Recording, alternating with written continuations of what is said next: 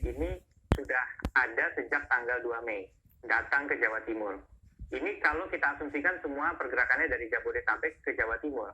Tetapi kalau kita hitung total sebenarnya dari daerah-daerah lain di luar Jabodetabek yang masuk di Jawa Timur, potensinya lebih besar dari 1,6. Artinya persentase yang masuk mungkin akan lebih kecil dibandingkan potensi realnya. Nah ini yang kemudian disikapi di mana setiap desa kelurahan itu hampir 90% desa dari total 8 ribuan desa kelurahan di Jawa Timur sudah memiliki ruang observasi. Siapapun yang masuk kemudian akan diarahkan ke ruang observasi. Ruang observasi inilah tempat mereka menunggu selama kurang lebih 14 hari, tentunya mendapatkan pelayanan dari pemerintah setempat dan diharapkan bisa diobservasi kalau ada kasus-kasus terjadi gejala-gejala COVID-19. Nah ini yang dilakukan. Nah pada saat ditanya apakah lebih banyak dari pemudik atau dari dalam, kalau kita melakukan identifikasi, memang ada yang muncul bukan dari pemudik, tapi ada kejadian-kejadian di luar Jawa Timur, misalnya menghadiri sebuah acara besar yang kemudian dia kembali dan akhirnya melakukan local transmission. Pada saat dia datang membawa dari luar, itu ada beberapa kejadian yang seperti itu. Kalau masalah pemudik, memang salah satu yang banyak ini juga adalah buruh migran atau pekerja migran yang kembali karena kontraknya sudah habis. Dan sejauh ini kita belum melihat ada klaster khusus kaitannya dengan pekerja migran. Baik, Pak Wagub, kita sudah mendengar daerah-daerah lain mengatasi budaya kita.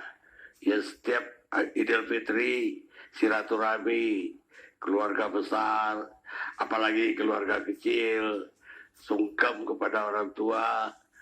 Dan ini sudah berjalan berabad-abad.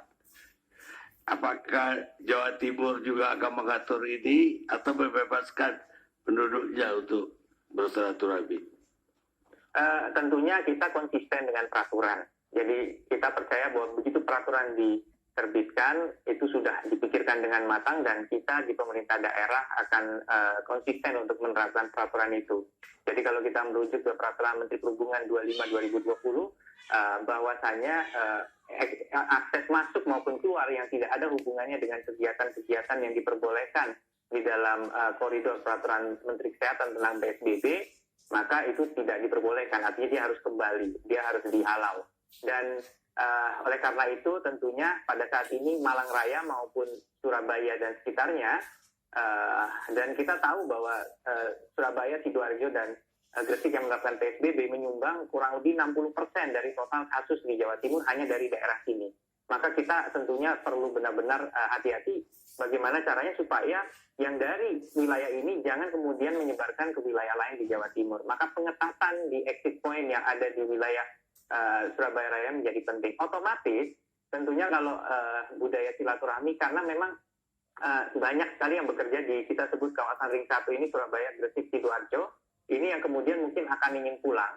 Nah inilah yang harus benar-benar kalau kita konsisten menerapkan peraturan ya tidak bisa.